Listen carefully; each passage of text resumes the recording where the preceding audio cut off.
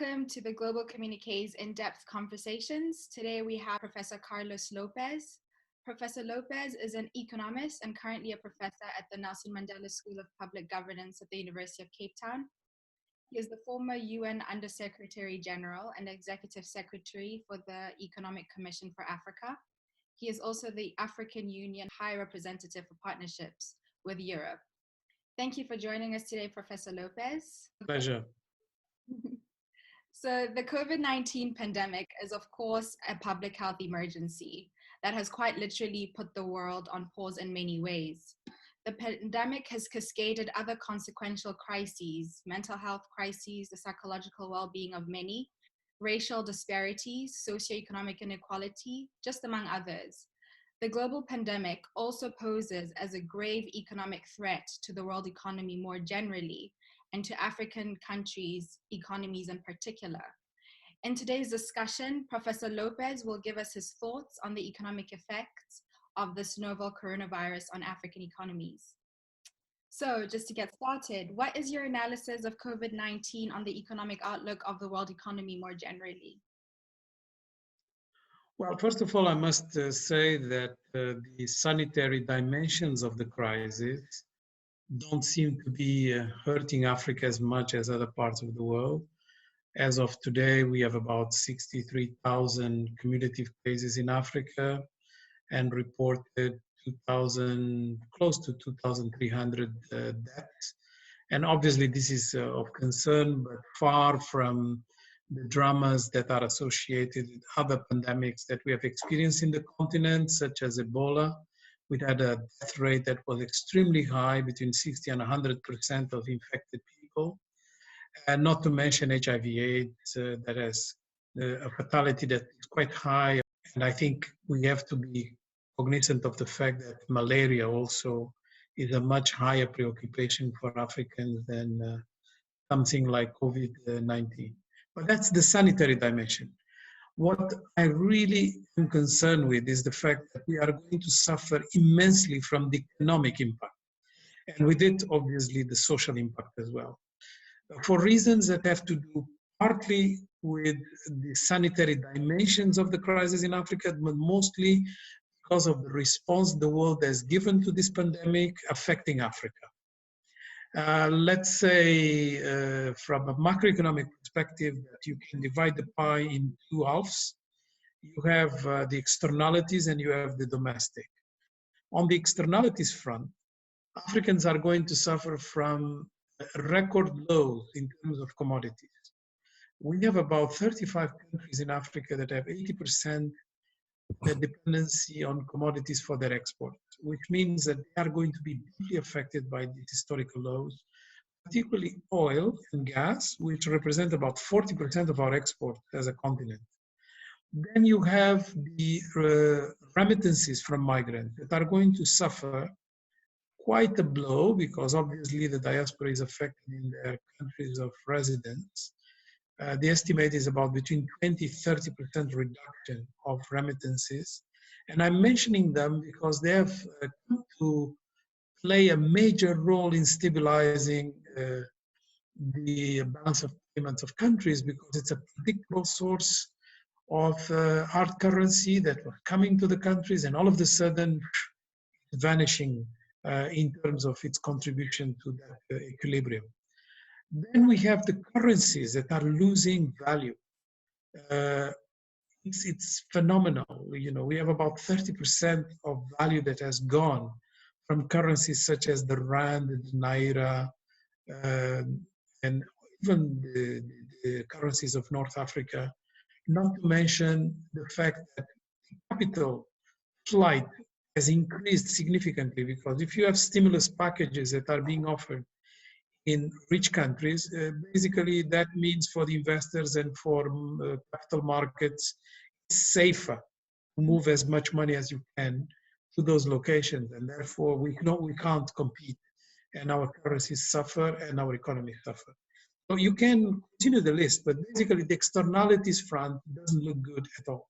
And then we end up with this discussion about that as if it was the only dimension, when in fact that is just, you know, the translation of these externalities being so fragile. if you have to, create opportunities for your economy to be stimulated, you will need to go into public debt. The public debt in Africa is not as high as people pretend it to be. There are a couple of countries, about 8, that really have a major stress. But the remaining countries have been managing that rather well under the circumstances. The debt to GDP ratio is about 50%, which comparable to the performance of the best in the world, like Middle East countries that are rich in oil. Otherwise, everybody is way above that ratio. And in the case of the OECD countries, which are the richest countries, their debt to GDP ratio is about 120%, way above our performance in negative terms. And with the stimulus packages that are being announced for COVID, you can bet that they are going into more or less 150% debt to GDP ratio. So why is it that we have this fixation with the public debt in Africa? Mostly because debt service in Africa is quite high. It's about 25% of our public expenditures go into paying interest for debt. And if we don't fix this element, we are not going to have the money that is required for tackling economic crisis and also tackling issues like health and education, particularly health nowadays because of COVID-19. And when you try to explain that it is so high because we pay interest rates that are higher than anybody else. Our interest rates for commercial debt are between 6 and 7%, whereas in Europe, like the European Central Bank has negative interest rates or zero interest rates, the same in Japan, the same in a number of rich countries, rich economies. Obviously, they are the ones who are getting concessional credit, and we are paying the very hard price credit. And obviously, you cannot really be surprised that countries in Africa have a service of their debts that is much higher than the average. And also because our tax systems are very fragile, and as a result, we don't have the tax level that is commensurate with the size of our economy. And that creates a problem because we don't have public resources. Like, for instance, a country like Nigeria, largest economy in the continent, has tax pressure of about 7% of their economy, which compares very badly with the international average, which is 35%. The African average is about 20%, which is very low. And for the majority of the countries that are the most affected, it's about 15%. So we have all these macroeconomic dimensions that exposes us externally to a level that is way beyond the difficulties of COVID-19. We are going to suffer more than the others because of these characteristics, but also because all of them are going to last longer than they will affect countries in richer economies. So I expect that we are going to have a terrible year from that point of view, externalities. I was just wondering, with particularly when it comes to debt and servicing that debt, now in this kind of paradox of African countries spending more on servicing their debt than, for example, channeling those monies or investing more in public health infrastructure. How is that now playing out in a situation like this with COVID-19 as a health crisis? It's terrible. It's aggravated by COVID-19 because the needs are much more sophisticated, and the equipments that we have, from the basic ones like number of beds per 100,000 individuals to protective equipment, existence of ventilators, and all the equipment that is related to responding to COVID-19, we are in the wanting. And if you want to increase your expenditure, it's going to be extremely difficult for the reasons you have invoked, unless there is a certain level of relief of that. And here the discussion has been about giving us a interest holiday. So we don't pay interest for a year. That is not really adequate, because first it will concern only the public debt that is managed by multilateral institutions, and partly the bilateral debt, meaning government to government, but it will not really touch the commercial debt, which is private sector held. So it's not sufficient. Then when you look into the amounts that we are talking and the conditionalities that are associated with the initiatives that have been proposed by the IMF, the World Bank, or the G20, it's really very meager. We are not really touching anything substantial. If you pull all of this together, you are talking about, for Africa, you are talking about maybe $3 to $4 billion, which honestly, it's like a joke. You know, just to give you an example, a country like Portugal is receiving from the European Union as economic support for COVID-19, $15 billion. So what is 3 billion for the continent? I think we need a much more aggressive way of reducing this debt burden. And people may say, but isn't that, you know, because you have managed badly your, again, we go to the issue that I was mentioning. If you pay more interest than everybody else, and you still manage to only have a debt to GDP ratio of about 50%, compared to the average, which is 120% in the OECD, you are not managing badly. You have a couple of countries that are, you know, they are really the exception. What we have is a very low tax base, which we need to improve. That's part of the domestic challenges that we have, no doubt. But we also are in the situation that we are because we don't have access to cheap debt, if you want to put it in this way. And that's the moral reason to exercise solidarity and to give relief at this point in time. But there is a second reason that is probably even more important, and I jokingly say it is a selfish reason for the West to do it, but it is a very good reason, which is if you don't really tackle the health challenges in Africa, the virus is going to be hosted by poverty. There is no quarantine of poverty and inequality. Therefore, you know, it's going to be very comfortable with poverty, and therefore it's going to strike everybody else yet again.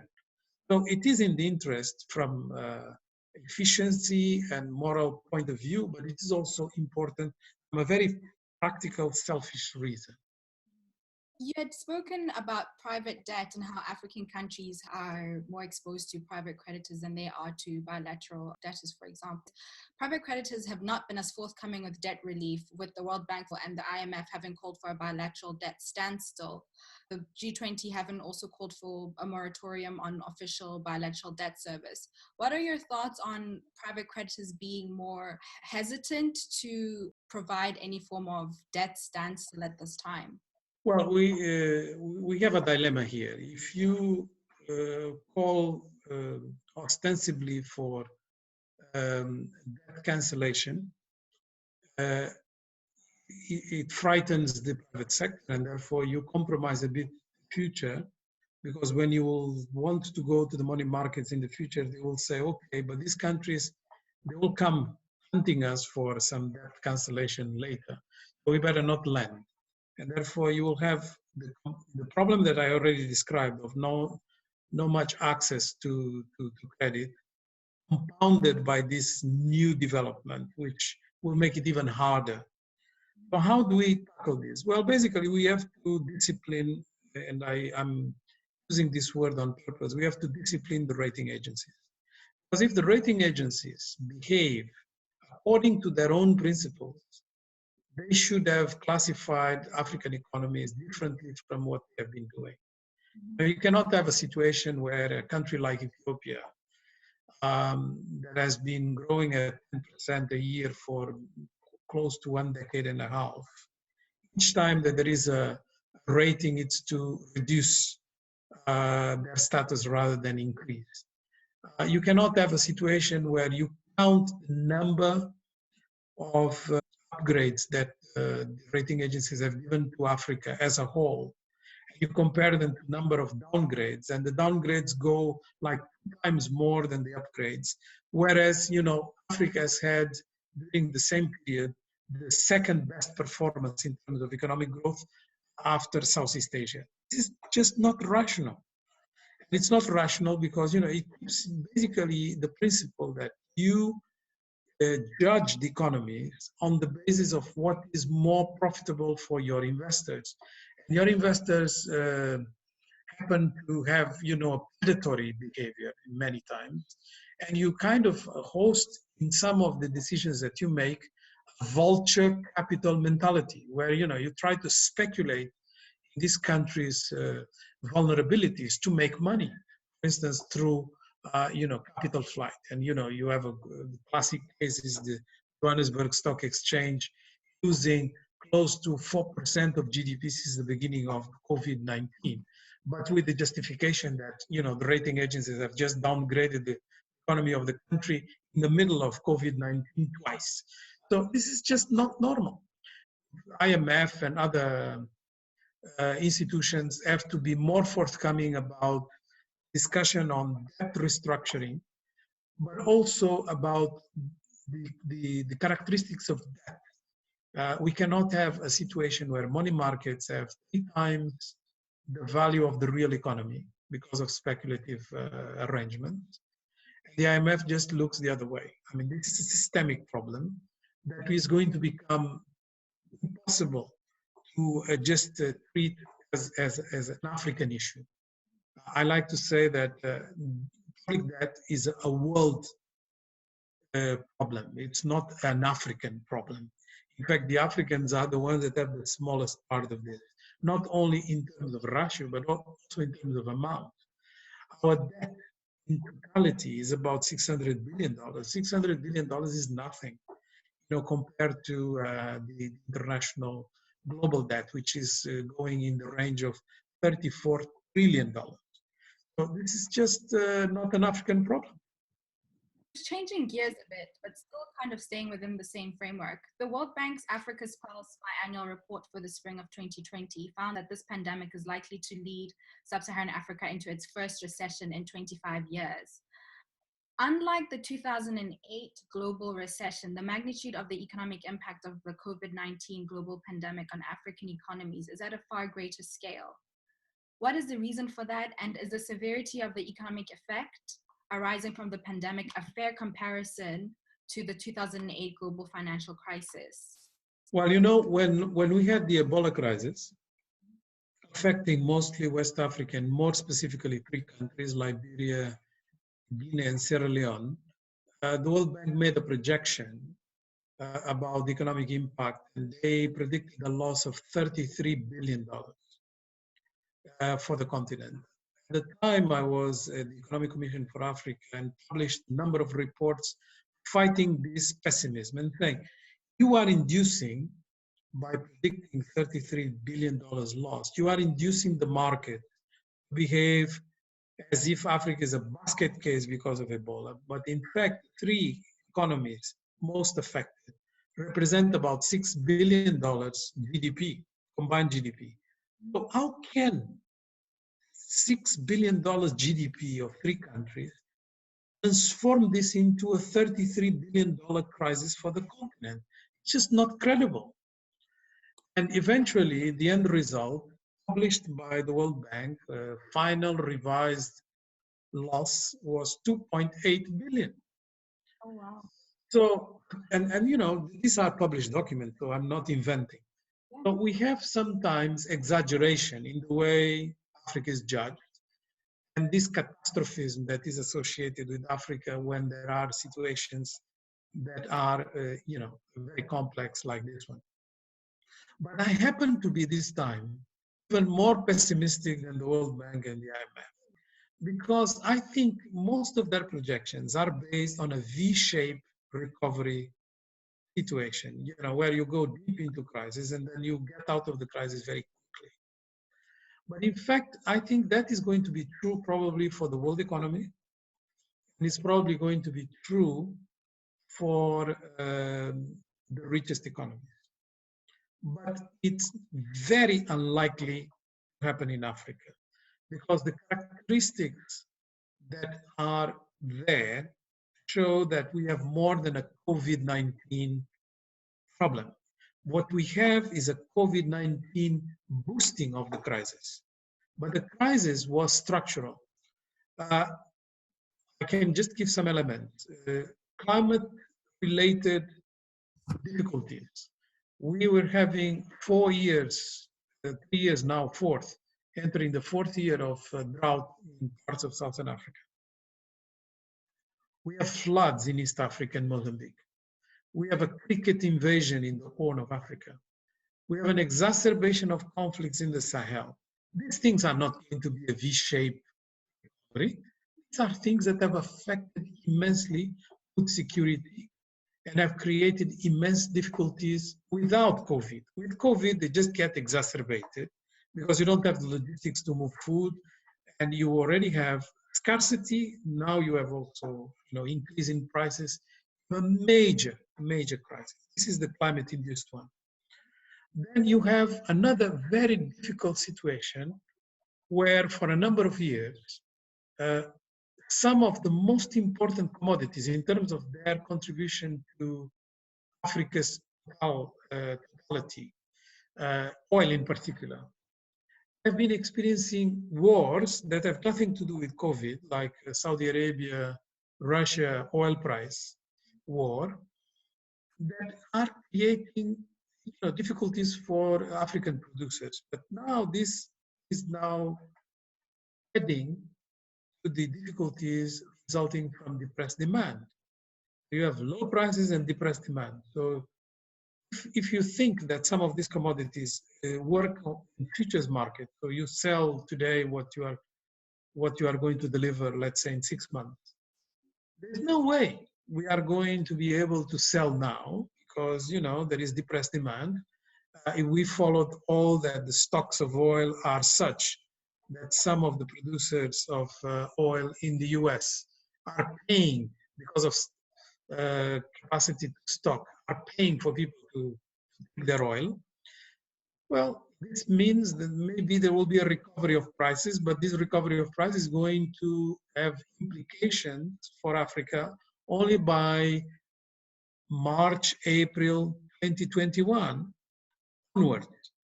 So then you have the soft commodities that are suffering from supply chains. Supply chains in Africa are extremely vulnerable to any turbulence because we don't have good logistics.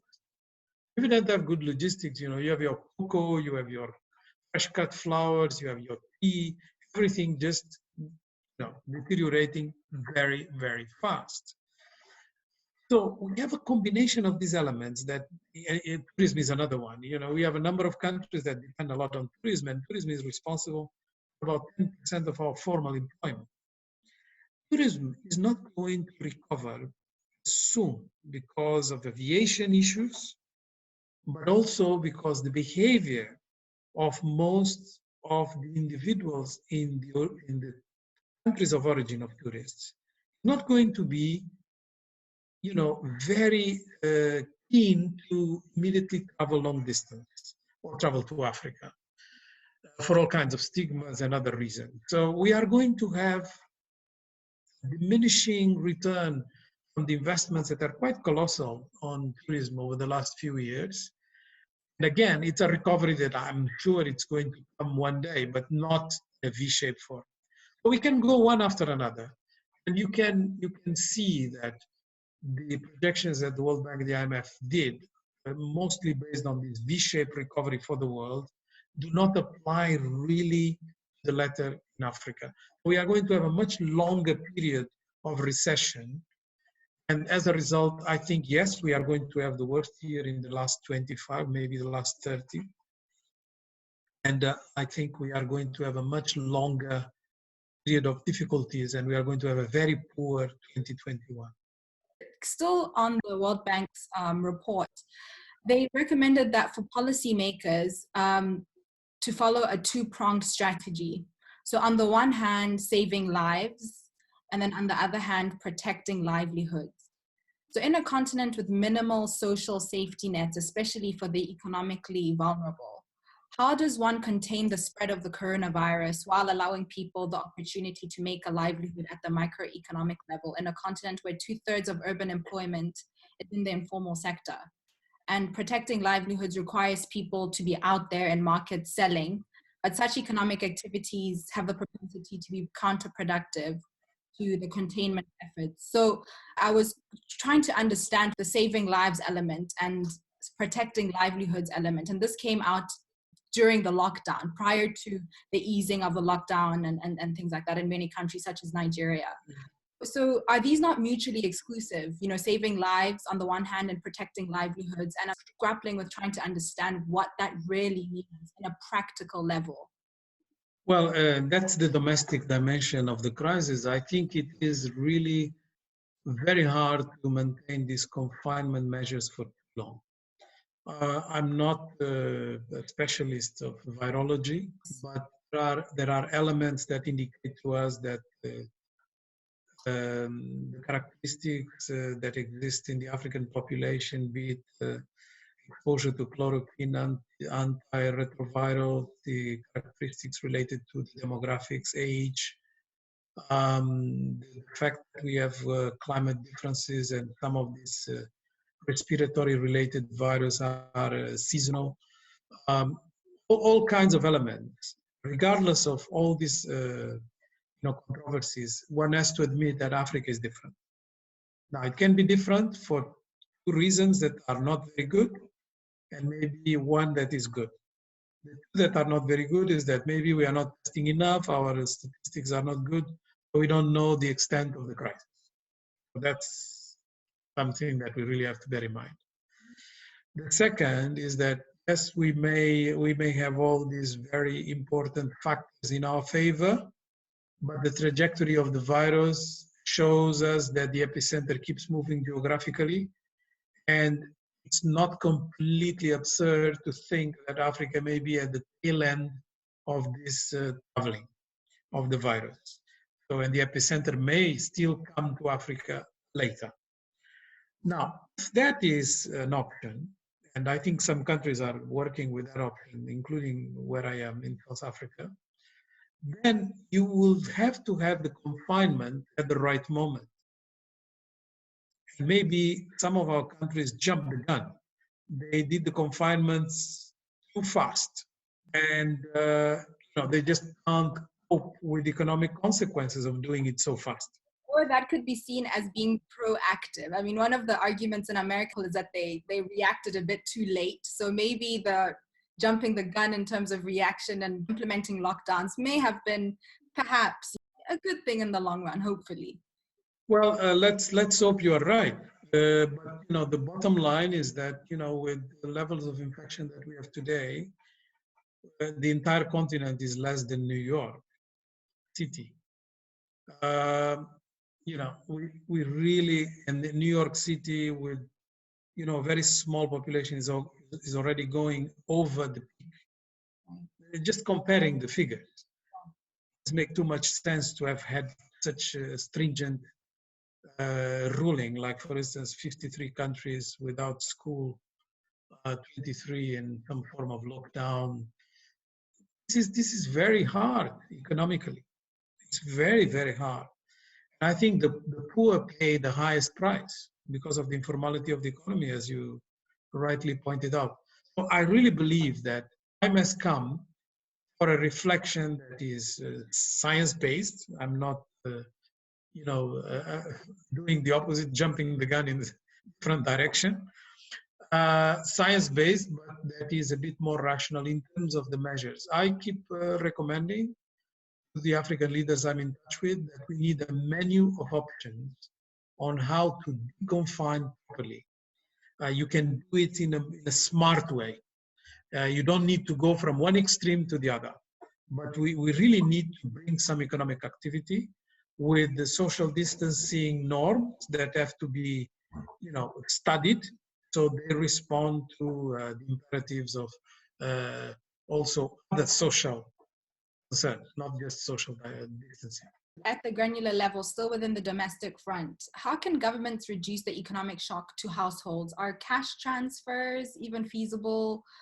Food distributions? And what is the role of non-state actors, civil society, non-governmental organizations, faith-based organizations, to try and quell the impact, at the household level? I'm very encouraged by the number of countries that have introduced cash transfers and also social protection measures that are quite advanced and progressive. That includes South Africa, includes Namibia, includes Togo, includes Morocco, includes Ghana, includes Senegal. You have a number of countries, so it's really quite remarkable. The problem has been more with efficiency of their policies. They take the policy, they put the money aside, but then the administrative machinery is very slow, and a lot of these people are really queuing and spending a lot of time with bureaucracy to get their cash transfers. We need to be a bit more inventive and use mobile forms of transfer, more universal approaches that don't require bureaucracy. Like, for instance, an individual that has an ID that is not registered in the formal employment different databases should receive X amount. So you simplify everything, or measures of that kind. So which are universal in approach, simplified, because this is a crisis. This is to last a few months, and then we can go back to the normal bureaucracy later. And I think we need really to encourage more inventiveness. I believe that countries in Africa have been remarkable in the way they have dealt with the crisis so far.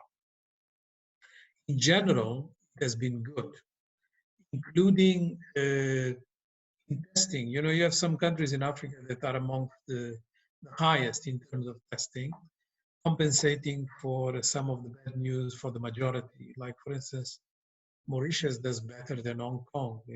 South Africa does better than Germany. So we have really some lessons to learn from different African countries that have been quite proactive. But the jury is out about whether we didn't start this too soon, because if the epicenter comes late, we are going to last a very long period without economic activity, which is unsustainable. Going more to the global and Africa's relation with the international community. But before then, I'd just like to ask you your reflections on this. So African countries have been somewhat self-aware of their deficiencies and areas of the fragility of the healthcare system, even before the outbreak came to the African continent. However, a less expected turn of events on the world stage is seeing the world's richest country, the United States, struggling to cope with the virus, with their health sector being increasingly overwhelmed, with millions also confirmed to be unemployed. Yet it seems much of the focus prior to this and the discourse prior to this had been on Africa's presupposed inability to cope with the outbreak. It's not to judge preemptively, but what are your thoughts on the focus and the discourse prior to this being so focused on Africa's inability rather than focusing on the possibility of Africa's capabilities in this respect? Yeah, I think Africans have a resilience that is underestimated. That's first. And second, we have also much more exposure to pandemics than certain parts of the world. Probably the region of the world that has the most exposure over the last few decades is Asia. They have different epidemics of respiratory nature. So they know how to deal with these issues. So it's not really a surprise they can tackle with more efficiency because their health systems have been geared to respond to this type of challenge. But we also have dealt with a number of pandemics, and I think the most important experience and exposure that Africa can put at the table is how we dealt with HIV/AIDS and how we dealt with Ebola. And I think in both cases, the community dimension of the response has made the trick. So because we have employed masses of people to inform and to communicate and to support during a crisis, which other countries are really not used to do. they don't even know where to start. And in Africa, in the countries that have been affected mostly by both HIV/AIDS and Ebola, it's pretty much a rule of thumb. Um, and it shows because, you know, these countries do better than other African neighbors that haven't been as exposed. So if you see how Uganda has an expertise, how, you know, a country like Guinea has an expertise, you will be surprised. But it's not to be surprised. They've had the exposure, they have created the mechanisms. Just on that point, I was pleasantly surprised with Senegal and this video of the Institute Pasteur in Senegal, how they've developed these testing kits for $1 testing kits. It's really quite interesting to see Senegal's response, in addition to Uganda, like you mentioned, and others as well. But Senegal, for me, was one of those that I particularly noted.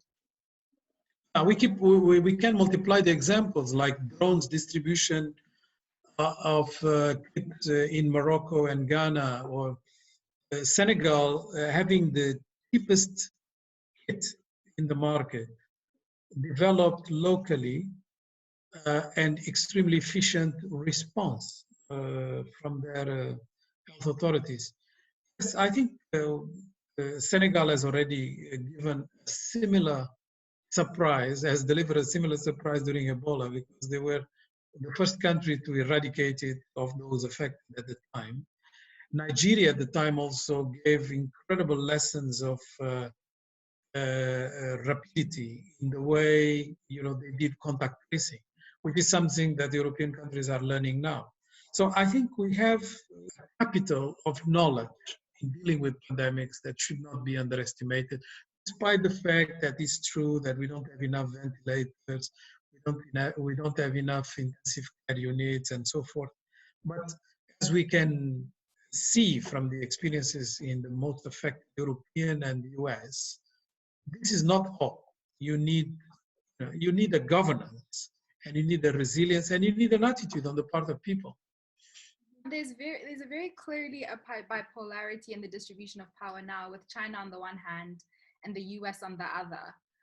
How will the coronavirus and reports of discrimination against Africans in places like Guangzhou in China affect Africa's relationship with China going forward? Well, I think China is fighting hard to have a narrative out of this crisis that is favorable to their response, and not to the fact that the virus originated in China. And, you know, there is controversy about how they handled the first weeks of this pandemic. I find it a bit difficult to accept that we blame too much the Chinese for how they handle in the first few weeks, because we have a huge number of pandemic examples where other countries that are now accusing them have not managed very well in the first few weeks. So I wouldn't say it's acceptable or not acceptable, not passing judgment, but I think we have to be a bit more cautious on how we assess the response capability of something that is completely unique and new. Now, this being said, when it comes to Africa, China so far as a government has not been very responsive to our crisis. It has sort of delegated that role to private foundations and private entrepreneurs in China, like Jack Ma Foundation and Alibaba, or Tencent and others, Huawei. They have been very active. Now, I find it very coincidental that the most active private sector agents in exercising solidarity with Africa right now happen to be all in the IT sector. Because it's where, you know, the future is going to be defined. The future is going to be defined who has the best AI technology, artificial intelligence, who has the best next generation telephony, 5G, Internet of Things, 3D printing, all these elements that are, at the end of the day, you know, component of artificial intelligence and machine learning capabilities are the biggest dispute between countries that want to be the leaders of the 21st century, and amongst them, obviously, the US and China. So the fact that the Chinese IT companies that are the most active in positioning the leadership of China in the 21st century happen to be also the ones with the best solidarity response, it's an incredible marketing strategy. You know, and they are not doing it just with Africa, but you know, Africa is on the cheap because when you do it in Africa, you don't spend much and the impact is much greater, which is the characteristics of, you know, when you are in a low base. So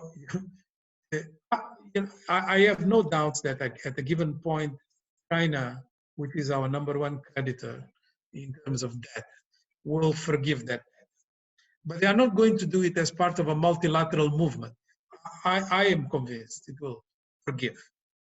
But they will not do it as part of a multilateral movement. It's going to be a China-Africa deal, because that's where you get most capital out of it. Why am I so convinced about it? Because in fact, you know, that is very, very small for Chinese standard. It's really nothing. You know, if we are forgiven all the debt that we owe to China right now, it represents about 4% of Chinese, you know, credits in the world. It's very small. It's almost marginal. Some critics have said that much of China's debt is due to have China have a better hold on Africa, on African countries, with the collateral that they have on African countries. So it's interesting that you say that you're optimistic that they're likely to forgive that debt. Because even at the G20, it just seemed like they were kind of going along with it and not necessarily really championing even just the debt standstill. So it's interesting that you say that. Yeah, it fits my assessment that they will not do it in a multilateral setting. Right. And they will do it bilaterally. And you know, some countries will benefit from it more easier than others, depending on what kind of relationship they have with China and what kind of interest China has with those specific countries. But I have no doubt that at the end of the day, there will be massive relief from China because it's in their interest. In terms of political capital, it's huge. The best support that they can give for the countries is going to be when they are in the recovery period. Countries will need a lot of liquidity, and China will be there to give most of that liquidity, but part of it is going to be by restructuring debt, which is almost like canceling it, but not canceling it completely. Like you say, you know, you give you know, a holiday for another 10 years or something, or you push the capital to the end, and you know, you reduce the interest rates slightly and so on. I'm convinced that is going to be the agenda of 2021, not the agenda of 2020. So you worked substantially in the negotiation process for the African Continental Free Trade Area, and it was due to launch on the 1st of July 2020. However, on the 28th of April 2020, the Secretary General of the AfCFTA said the implementation of the deal is postponed due to obviously the disruptions caused by COVID-19. Isn't this the key time to have intercontinental trade at a time when global value chains are disrupted? Well, you know, people confuse the establishment of a free trade area and the common market. It's not the same. So we will get to the common market, hopefully. And this is the fundamental pillar to get there. But I think the free trade, it's about practical, technical stuff. You know, you need to have scheduling synchronized. You need to make sure that there is trade facilitation in place. You need to make sure that you have protocols, different areas that have not yet been finalized, like on services, intellectual property. You need to have a dispute settlement mechanism. So it's very technical. Right. And I have been preaching for those who are a bit more political but less technical, and there is nothing wrong with it, that they should be a bit more patient because the political will that has been demonstrated is phenomenal. and it's not going away. This is the most important project of integration that the continent has. But we need to be very cognizant of the fact that this is going to take about 3 years of negotiations on the technical aspect. And now what we are going to have is a postponement of the entering into force, which is a bit, sort of abstract. Because the entering into force was going to be a way of accelerating some of the negotiations, an appeal for ratifications to move much more faster, because we don't have more than 24 ratifications so far. And also the interest that we have in postponing any bilateral agreements that are going to undermine the regional one. So, like for instance, not entering into a bilateral negotiation between Mauritius and China that does not take into account the continental free trade area. So, entering into force is good for those things, but it's no more than that. So, postponing it is the right thing to do, because we were expected to have a summit in May to actually propel the CFTA the directions that I just described. That summit is no longer going to be in May. I don't know whether it's canceled or postponed.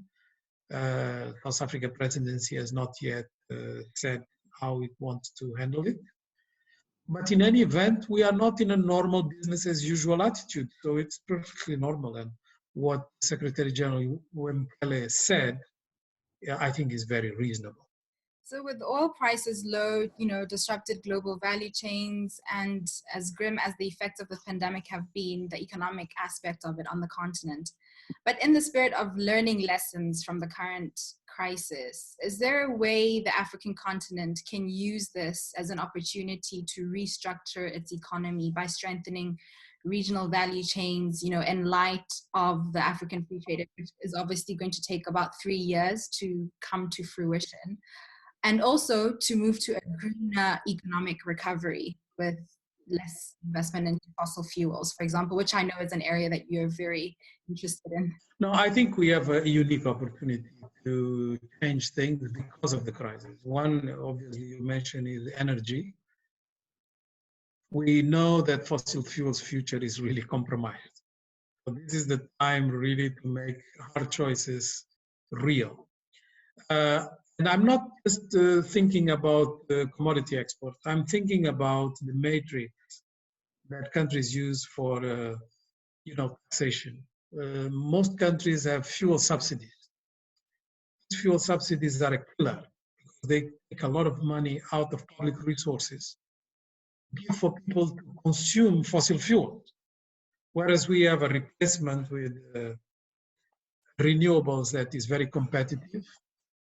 And because the prices of fossil fuels are at the bottom, all countries that are not producers of oil really have a chance to say, okay, we don't need to subsidize prices that are very low. Let's just scrap the subsidies. And when you reinstall some sort of subsidy for the poor or for certain types of economic consumption, put it in the renewables, because that's the future. So that's one example. But we should not really miss this good opportunity. It's a crisis that gives us a chance, because there will be difficulties really taking fuel subsidies without some sort of a war in the streets. But this time it's possible.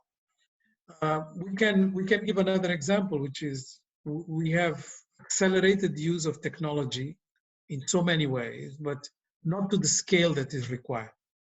But there is one thing that has happened over the last few weeks in Africa that is remarkable, is that all of a sudden, the operators of telecoms have unleashed, together with the regulators, much more data capability. Because in fact, what people don't know is that data capability is much higher than what is being made available to the market in terms of installed capacity. But it was not commercially interesting. Use all of it. all of a sudden it's there. But we should not go back. Like for instance, in my university, every student has gotten 20 gigabytes free offered by the university because they have to go online. We should not go back on those. So there are lots of examples like the drones I mentioned, but also mobile banking. The taxes associated with mobile transactions have been cut immensely. The operators are protesting, are saying, we are not going to have the same level of profits as previous years. Excellent, because you are having too much profit. So now it is increasing the use of mobile transactions, and so on and so forth. So we have lots of examples that we should tap into not to go back. We have this crisis giving us indications that the world of work can change, that informality needs to be tackled, that we should forget commodities that are not transformed. So all this lingo of people like me, defending structural transformation, value addition, etc., comes alive with this crisis. It becomes so obvious because of, commodity prices becoming the number one problem. The issues like how you increase your fiscal pressure so you depend less on that becomes very obvious. The fact that you need some regulatory systems in place so your capital doesn't fly and your currencies have a bit more of autonomy than they used to. All of these things, all of a sudden, are possible. They are no longer taboo to discuss. They are very much in the mix of policies being discussed, being implemented. So it's a great opportunity. Well, on that note, we'll just leave it there. Thank you, Professor Lopes, for taking the time to speak to me today. And to everyone watching, thanks and keep safe. Thank you, Mel.